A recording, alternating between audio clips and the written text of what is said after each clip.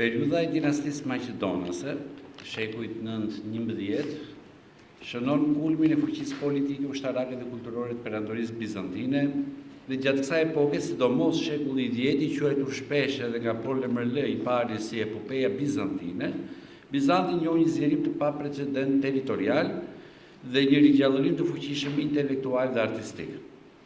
Obori perandorak i dinastisë Maqedonase nxiti një kthim tek modelet klasike antike, duke frymëzuar kërkimin, kopimin dhe mbledhjen e dorëshkrimeve të vjetra me vepra të autorëve antik, po dhe të etërve klasik të kishës. Një nga arritjet madhore tekniko-kulturore të kësaj periudhe, siç është e njohur, ishte edhe reforma e shkrimit, kalimi nga shkrimi gërmë madh, pra nga shkrimi uncial apo maniskul tek shkrimi gërmë vogël grek. Kjo risi e konsoliduar gjatë shekullit të 9 rriti ndjeshëm efektivitetin e kopimit të teksteve të vjetra, gjithashtu dhe hapi rrugën për zhvillimin e stileve të reja kaligrafike dhe dekorative në artin e librit, si për shembull krijimin e stilit kaligrafik të ri të tipit bulete, që u përmend pak më parë nga profesor Celikas, apo në fund të shekullit të 10 stile të tjera shkrimi duke kulmuar në atë perleshkrift, ku shkronjat marrin trajtën plotësisht të rrugëllakta dhe dekorative. Për poshtë risive paleografike, periudha Maqedonase solli një lullëzim të artit të zbukurimit të librit, ornamentet me motive bimore të stilizuara, rozeta dhe forma gjeometrike simetrike u bën pjesë e pandashme e kodikëve të shekullive të 9 dhe 10, duke formuar atë që studiuesit e quajnë faza klasike e kodikëve të dekoruar bizantin. Miniaturat e figurave ungjillore të kësaj kohe reflektojnë idealet klasike. Ungjillorët pikturohen të ulur qetësisht, pas skena narrative, brenda kornizash të pasura dekorative, duke shprehur rigjallërimin e estetikës të përmbajtur dhe harmonike të antikitetit. Kësaj në shekujt 9-10, kultura bizantine krijoi një sintezë të re të formës dhe të përmbajtjes. Libri shfaqet me shkrimin e ri elegant, minuskul, dhe zbukurohet me elemente artistik që simbolizojnë rilidhjen me trashëgimin klasike. Në këtë kontekst, hapësira shqiptare, megjithëse gjeografisht periferike, rezulton e integruar në rrjetin kulturor bizantin të kohës. Dëshmi konkrete për këtë janë një sër dorëshkrimesh bizantin të shekullit të 9-10, të ruajtura sot në Arkivin Qendror Shtetëror në Tiranë, që pasqyrojnë plotësisht tiparet e të ashtu quajturës rilindja apo humanizmi Maqedonas, që nga përdorimi i shkrimit të ri gërmë vogël e deri tek rigjallërimi i letërsisë klasike kishtare. Këto kodik janë prodhuar në Konstantinopol dhe më pas kanë arritur dhe janë ruajtur në qendrat kishtare ortodokse të trevave shqiptare, ku më poshtë duke e bërë këtë hapësirë një pjesë integrale të peizazhit kulturor bizantin. Më poshtë do të shqyrtojmë veçmas secilin prej dorëshkrimeve kryesore për të evidentuar kontributin e tyre specifik. Ndër dorëshkrimet bizantine të ruajtura në Shqipëri, kodiku Beratinus II zë një vend qendror. I njohur ndryshe dhe si Codex Aureus Anthimi për nder të mitropolitit të atërshëm të Beratit Anthim Aleksudhi. Ky kodik përfaqëson një nga dëshmitë më të rralla dhe më të çmuara të artit të librit bizantin në fundin e shekullit të 9. Beratinus II është cilësuar si një nga ungjijt e artë të rilindjes maqedonase, për shkak të luksit në materiale dhe dekorimin e tij. Është shkruar me pergament të purpur dhe i gjithë teksti i ungjive është shkruar me bojë ari, ndërsa tituj, ndarjet e kapitujve dhe nomina sakra janë shkruar me bojë argjendi. Kombinimi i tekstit të artë me sfondin e purpur krijon një kontrast tejet solemn dhe plot hieshi, duke vendosur të dorëshkrim në traditën perandorake të kodikëve të purpurt të perandorisë bizantine. Brenda tij ruhen edhe ilument të ilustrimit, miniaturat e 4 ungjillorëve, të cilat pasqyrojnë stilin ikonografik të thjesht e klasik të periudhës, me figurat e ungjillorëve të ulur pas fond të ngarkuar në një ambient të qetë e shpirtëror. Beratinus II ruhet sot në Arkivin Qendror të Shtetit në Tiranë, ndërsa historikisht ka qenë pasuri e mitropolisë së Beratit. Së bashku me Beratinus I, tërminjohurin e shekullit të 6, të periudhës së parë të zhvillimit kulturor të Bizantit, që quhet ndryshe edhe shekulli i artë i Justinianit, përbëjnë një dyshe unike të kodikëve biblik luksos në traditën bizantine. Analiza paleografike e këtij kodiku tregon se shkrimi i tij përfaqëson fazën e parë të standardizimit të minuskulës bizantine në fund të shekullit të IX, një stil ende pak i zgjatur e arkaik me gërma të vogla, të imta e të rrumbullakta, i njohur në paleografi si minuskula antika oblunga, të shkruar rregullisht mbi vjezzimin e fletës. Kaligrafia e Beratinus dyshit është e ngjashme me atë të kodikut të purpur të Shën Petersburgut dhe kodikun Grekus 53, i cili u dhurua perandoreshës Theodora, bashkëshortes së Theofilit. Mendohet se të dy këta kodik, ungji luksos, janë prodhuar në të njëjtin skriptorium perandorak, pra punishte kodik prodhuese. Megjithse jo nga e njëjta dorë shkruesi. I tërë teksti Beratinus 2 është i ngjashëm me kodikun e Petersburgut, përmbajnë 4 miniaturat, kodiku Beratinus 2 i ka origjinalin të njëjtën kohë me tekstin, ndërsa te kodiku i Shën Petersburgut miniaturat janë dështuar në një kohë të mëvonshme, fenomen që i gjejmë edhe një kodik tjetër të çmuar në koleksionin e Tiranës, në kodikun e Korçës numër 93. Ungjillorët paraqiten të ulur, si kundërtham, të rrethuar me dekore florale gjeometrike, ilustrime këto luksoze, bi pergamentër purpur dhe me ikona klasike që e vendosin pikërisht Beratinus 2 në kryeveprat e rilindjes artistike maqedonase. Për shkak të kohës e kam shmangur të gjitha analizat teknike paleografike, të cilat sigurisht do të paraqiten me hollësi në formatin e botimit.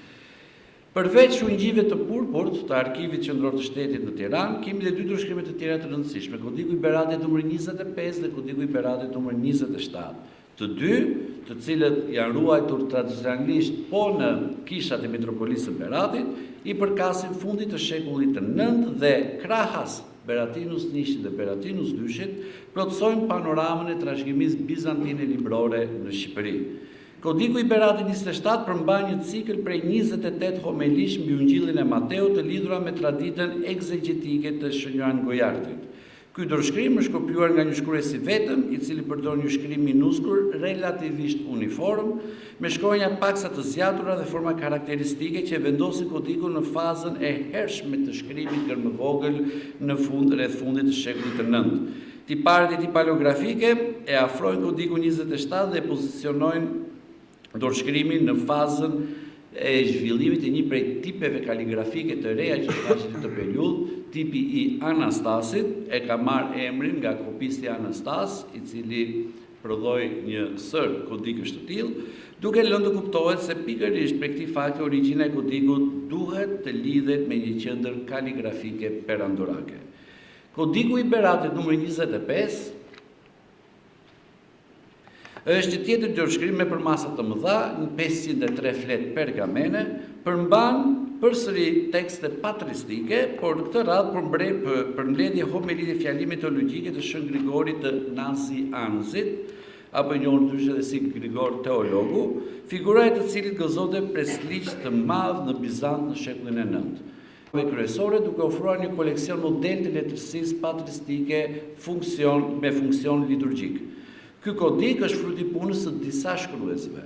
Në veçanti, në seksionin e tij të 4 rezulton i shkruar me të njëjtin stil si kodiku 27, me forma tipike të tipit të Anastasit dhe karakteristika që i lidhin ngushtë me traditën dorëshkrimore të manastirit të famshëm të prodhimeve dorëshkrimore të Konstantinopojës, të mirënjohur manastirin e Studitit. Të dy kodikët ndajnë gjithashtu motive dekorative të ngjashme, çka tregon ndikimin e manastirit të Studitit në të dy formatet e tyre. Analizat e reja rreth këtyre kodikëve dëshmojnë se datimi i tyre në fund të shekullit të IX dhe fillimi i shekullit të X është shumë më herët se sa ishte supozuar më parë, kur datimi i tyre është bërë periudha shumë më të vonta gabimisht. Dhe të ndikuar ndoshta jo nga analizat paleografike, por nga format e vjetra të dukjes së tyre dhe nga konsumimi i kohës. Rrjedhimisht këto dy ndërshkrime dalin në pasi produkte të rilindjes maqedonase në hapësirën shqiptare të asaj kohe, duke dëshmuar se përveç ugjive të purpur në Berat qarkullonin edhe tekste patristike dhe homiletike të niveleve të larta. Mund të thuhet se falë ridatimit dhe rivlerësimit të tyre, këta dy kodik ngren peshën kulturore të hapësirës shqiptare në studimet bizantine të librit, duke dëshmuar lidhjet e gjalla të këtyre trojeve me qendrat e mëdha bizantine dhe kontributin e tyre në ruajtjen e letërsisë kishtare. Dy ndërshkrime të tjera të vyera që përkasin të njëjtit areal kulturor të dinastisë maqedonase në hapësirën shqiptare janë dhe dy ndërshkrime ungjillore të periudhës së shekullit të 10, të njohur si kodikët e Korçës 92 dhe 93. Këto katër ungjillça bizantin janë ndërshkrime të shekullit të 10 që tregojnë praninë e librave luksoz në hapësirën shqiptare.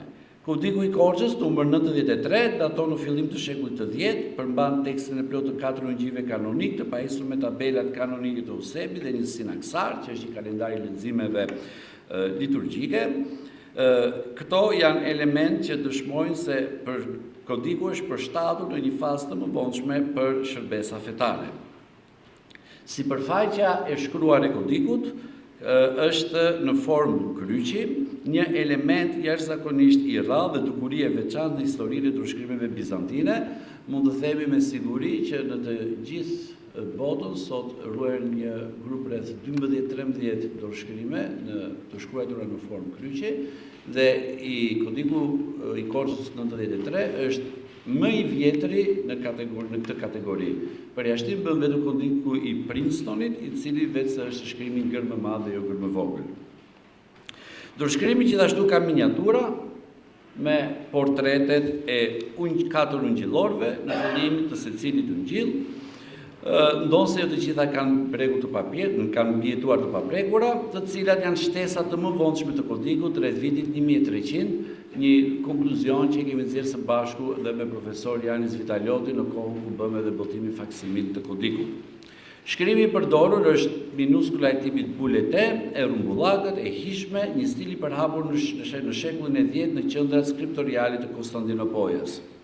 Kodiku i Korçës numër 92, ky është edhe botimi faksimil që në vitin 92, falë në bashkëpunimit me profesor Celikën dhe institucionet përkatëse, u botua për të promovuar të pasuri kulturore të përveçme që kishim në arkivat tona në botën ndërkombëtare shkencore dhe jo vetëm. Kodiku i Korçës 92 konsiderohet nga studimet e fundit që kemi bërë si një produkt i mesit të shekullit të 10, pra i të njëjtit kontekst kulturor, dallohet për luksin e tij material, është shkruar të rësisht me bojë të purpur, të kuqe, është dekoruar me ar, përdorimi i tyre materialeve të kushtueshme në kupton se ai mund të jetë porositur nga hierark të lartë kishtar ose vetë nga antar të lartë të oborit perandorak bizantin. Struktura e kodikut ndjek tipin e njohur për ne sot, ku ungjit pasojnë njëra tjetrën dhe është shumë i ngjashëm me kodikët konstantinopolitan. Miniaturat fatkeqësisht ekzistojnë dikur, sot mungojnë, e kuptojmë të nga gjurmët që kanë lënë fletët e shkëputura, por teksti ungjillor dhe zbukurimet e tjera janë të ruajtura plotësisht. Të dy këta kodik pra të Korçës u ruajtën prej shekujsh të komunitetit lokal të mitropolisë së Korçës dhe vetëm në vitin 1980 erdhën në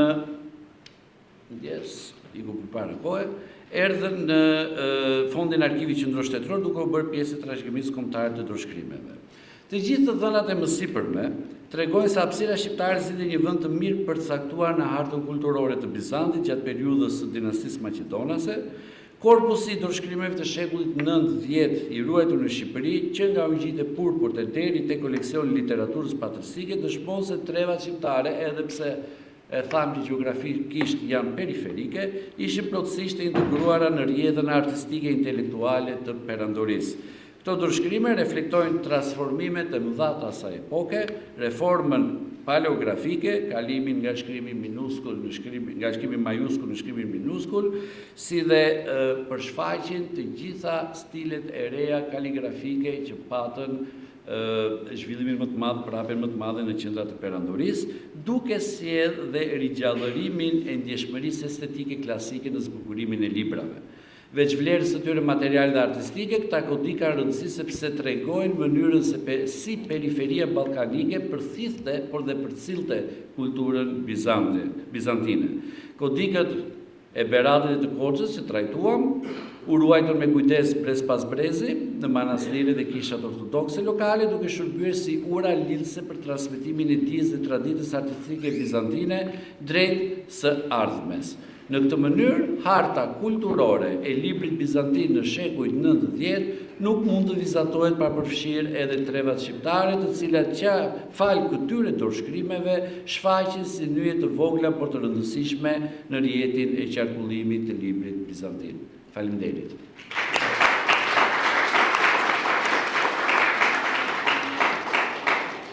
Thank you, Professor Betsy. So